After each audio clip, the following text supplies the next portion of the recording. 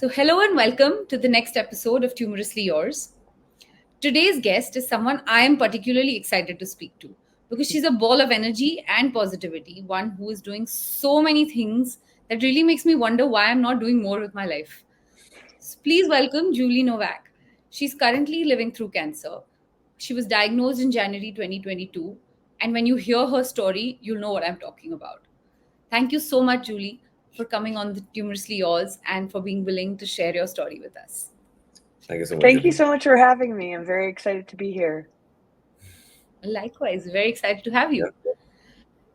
So, to set context, Julie, first of all, um, tell us a little bit about yourself, where you're from, what kind of cancer you were diagnosed with, when, and a little bit about your family.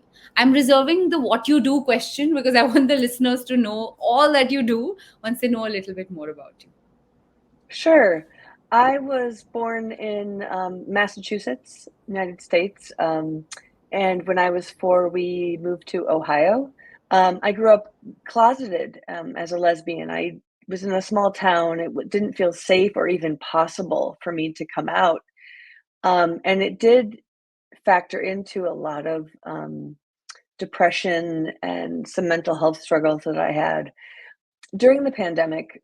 It's kind of funny, but it's true. Like, everybody was just kind of lazy working from home.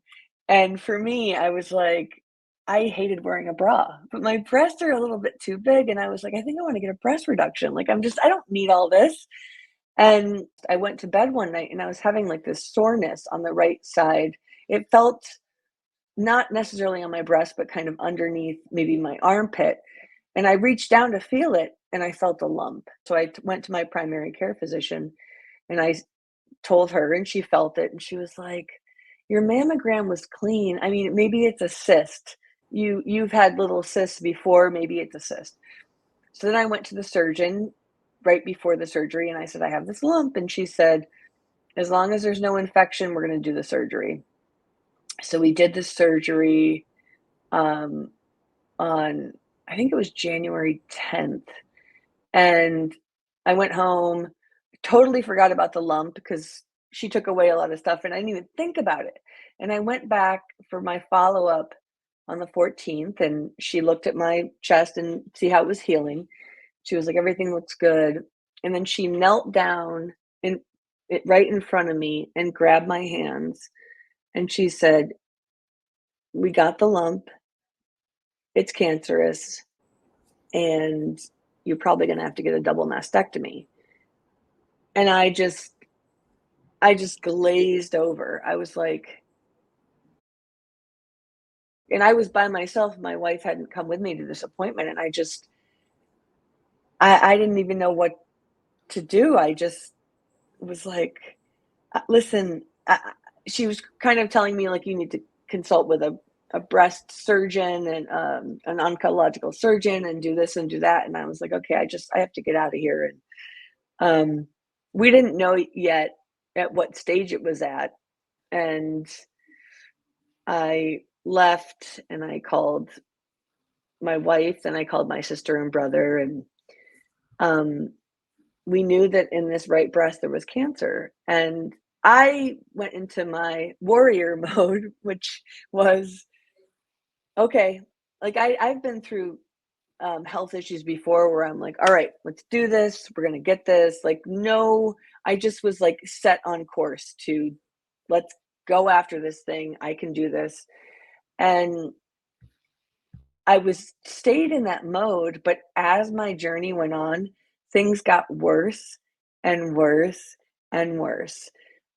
We do the PET scan. I go in for my first one with the medical oncologist, and he said, it's stage 4. It's left your breast. It's in some of your bones. So it's metastatic stage 4 breast cancer. Julie, you mentioned that when you first got diagnosed, right? Like you were like, I have to get out of this room. And then, there are a series of scans you went through where you kept like getting to know, oh, if it's there, it's not there. And these big swings of information take a toll on our mental health, right? So, what was the first thought which came to your mind when you got diagnosed by a doctor and you were like, oh? what's going to happen now? So when I first got diagnosed, I didn't go to a place of depression at all. I was just like, okay, here we go. We're going to get through this. Let's do what we have to do. And a very grounded and centered place, was really funny for my wife, because if I get a cold, I'm like, oh my God, I have a cold. It's never going to go away. But if I got cancer, and I was like, okay, One thing is that's really standing out to me right now, Julie, is like the ease with which you're talking about this while you're going through this journey right now. And you're still able to like laugh about it. Like you were telling us about, oh man, I don't know what's gonna happen with this. And there's a smile on your face. And there's something about like taking such difficult situations with such ease. So why and how does humor hold such an important place in your life? Even your podcast, I Yeah. was listening to your podcast about the PET scan, and it's in the first, I think, 10 minutes, everybody has laughed so much. I was like, I love this. I love how you are starting this on this note. You're not like sad, sappy, oh my God. yeah. I I think I have I feel very blessed to be able to channel positivity and humor. And my parents were both hilarious, had great senses of humor. I think I got a lot from them in that respect, and they encouraged me to develop mine, and they appreciated the jokes, even the jokes that were kind of like, is that too soon, or is that a little bit inappropriate? Because life is so absurd. For me, in particular with cancer, I don't want people to be walking on eggshells around me. I don't want people to think, I can't talk to her about that because it's too much. And I'm like, no, ask me anything you want. Let's normalize. Yeah. Let's just get back on. I'm the Yes. same person, exactly the same person. Don't be scared. Um, But rather that than storing it inside. I mean, you'd rather get it out of your system than keep it inside and then, yes, harp on it. yes. Why? Hold on, do a visitation. This is No, Archie. we have a guest. A special Yeah. appearance. Special appearance. The little dogs are definitely good companions when you're going through stuff like this to chill with. This is Um, going to be the screenshot on the video now. yeah. Yes, that's going to be the thumbnail. um, as long as I'm able to feel healthy enough to be myself and do the work I do, like I'm always going to lean on the side of hope and positivity. Like hope is what is so alive in me. Like I can't even from the second I got heard my diagnosis, I was like, okay, we can do this. We can do this. And that's just how I've been approaching it. And even when I get some discouraging news, the hope is still there. It might take me down to a different kind of Yeah, hope, but it's still right. there. I Um, love these are Yeah. till what we've spoken till now. The two lines that have really stood out to me are life is absurd. I love it. I love this line. Really think it's true, and that lean on the side of hope. How mm, nice. Such a nice thing yeah. to think. But so Julie, when we started Tumorously Yours, the intent was to sort of build a community and to, share stories with each other, stories of those who've seen cancer up close in their lives. Um, and I personally feel that a sense of community at least makes the dealing process a lot easier. So, when we were reading up on you, the TMI project, the cancer podcast, your website, and so many things also pointed towards that importance of community. Why is it important to you? Does it also give you an outlet? I think that the way I grew up again, um, my parents were very much like, don't ask for help. Like, don't let people know what's going on outside this house, even if it's hard. And we expect you, because you're smart and you're healthy, to have this rugged determination to be able to figure things out by yourself. What I was really doing was hurting myself. I don't have the capacity to do this on my own.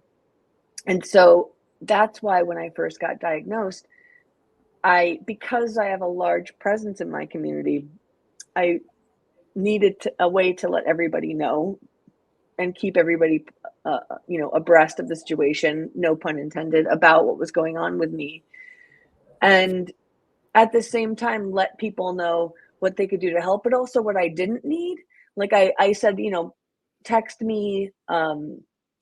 Sometimes we might ask for some food deliveries, but don't come over unannounced and don't give me advice. I can't put all my reliance for support onto Oh, one person, because then 100%. they get that fatigue of like, So much I need pressure a also. break. And Yeah. so not only does community help me, but it helps my wife when I'm on the other end. I enjoy helping people out, and I don't want to deny anybody that part when they're offering. Another topic that we really wanted to touch upon is that you are a voracious member of the queer community, and I absolutely love it. And I want you to speak about it a little bit. Tell us about how you provide a platform to people from the community, and has the cancer journey impacted your work or vice versa in any way? There's so many ways right now in this country that LGBTQ rights are completely under attack, especially trans rights.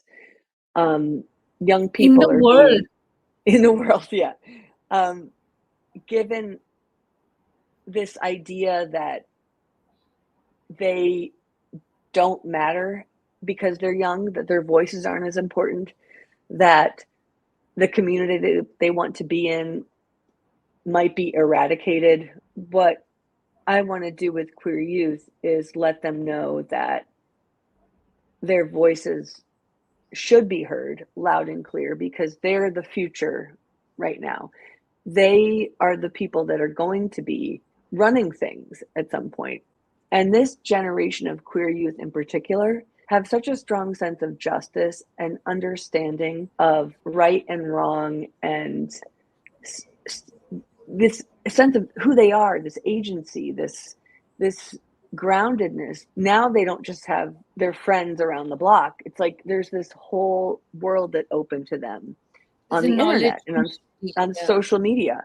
And Media. people say a lot of social media can be harmful, but for queer youth, especially ones in small towns, when they find that YouTube vlogger who's gay or that trans person on TikTok, they're like, "Oh my God, I'm not alone. Like, Yeah. there's somebody else like me." It's Mm. also shown that just having one person, one caring adult in your life, their statistics show that it decreases a rate of youth suicide by 40%. So I want to show up as one of those Mm. adults to help a young person not have to feel the shame and isolation that I felt. You've done like a lot of work in helping the queer youth, like as you said, like even if they find like that one adult who does like, tell them that, hey, you're not alone. So basically, the goal is to de-taboo this, right? And like if you're queer and if you identify a certain way, it's not the end of the world. And in your experience when working with the youth, what is that one way you found is pretty helpful in helping de-taboo this topic in our I community? I think it's just community is the way, because this So what happens. about community? As in, like, do we want to grow the community or like Well, what I is think it? there's this thing that happens when you create a safe space and you're willing to put yourself on the same playing field as the people that you want to Mm, um, teach or work with. Something would happen, for example, in our TMI project workshops, where we would have a circle and we would give a writing prompt. Everyone would write something, and then we would say, who wants to share first? And everyone was very reluctant. But then one person would share, and everyone would be like, mm. oh, I can relate to that in some way, or wow, you were really brave to do that. And then there was this contagion that would spread, where then somebody else would be like, I think I want to share now. when you see someone do something that you want to do, you know that you can be it. Like young people, to see it means you can be it. I have a question that is actually, so you said you want to teach the teenagers. It's important for the youth to know, but I also feel, Julie, that it's important for the older generation to know. How would I tell my mother or tell my grandmother, or I would like to know how do I, I tell them, because they're from a very different generation, very yeah. unacceptable I to think them. though that it cannot anymore be the LGBTQ population's responsibility to convince anyone. Oftentimes, when people protest so much against the LGBTQ community, they really have something going on within themselves. I think too that sometimes people are so influenced by religious dogma that to question that part of their lives is scarier than disconnecting from their own children. Um, I think that the queer community we've been doing all we can for years and years and years and years to let people know that we should be loved, that we're amazing people, that we're doing Yeah. amazing things, and that we include everyone in our liberation dream. No, none of us are telling straight people they're going to go to hell. None of Yeah. us are telling. Mm. So I think that there needs to be a big shift and work led by straight people and people who maybe people who formerly were discriminatory against their child or against a relative, to talk about their transformation journey with what changed their mind, like Like very clearly. I understand. Like you mentioned that like after kids grow up, they should probably take some time and like have some distance from their parents if their like parents are not accepting of them. But I really do feel like hopefully people don't have to make that choice, right? Because parents are an important part of you growing up, who you are as a person, your identity, and we shouldn't have to maintain that distance. Like it doesn't make sense. I just feel like when I'm telling, for example, my family, let's say I'll tell them about somebody, they'll be very okay with it because it's not me. You get it? Like, I feel like sometimes I wonder is how do you make people sensitive to the fact that you can't be okay with it when it's happening to someone else? What if your child is gay? Why is that a problem? Why is it okay if it's someone else's son or daughter? And Mhm. I want to know how to do that, because I don't know, I want to know how to do this. It's not even about tumorously yours. I just want to know how to do this in life. I think we all do, because one thing that we run up against in my organization, the Future Perfect Project, is we are powerless to change anybody's mind. We can plant seeds and have conversations that cause people to think or reconsider things, but there's people that are living in a completely separate reality than I am, and nothing that I say to them is It's getting gonna, through. Will and I can't focus my energy on those people. I'd go crazy. I was talking about humor being disarming people. I think that love does too, because when I've yeah. had moments of where I have been harassed, and in one of them, I walked up to the people that were targeting me and I said, "How are you guys? How you guys doing?" I started to have a conversation with them and they were all Oh, this will be. like it disarmed them so much, because I didn't have the response they expected, which was to feel ashamed. Instead, I went to engage with them. It really shifts a paradigm. We have one last question for you. What would be your one message to someone who has recently been diagnosed with breast cancer and is fighting the multiple tsunami of emotions that you go through at that moment? My advice would be to take the time to slow down, know that this is not your fault at all, and to do the necessary things you need to do to take care of yourself as best as you can. I feel like Donald Trump getting elected in 2016, when that happened, I said, anything is possible because I never in a billion years thought that was going to happen. So when I felt that lump, my first thought was, I'm not exceptional. Things happen that we don't always expect. And let people know what you need, and don't settle for anything less than that.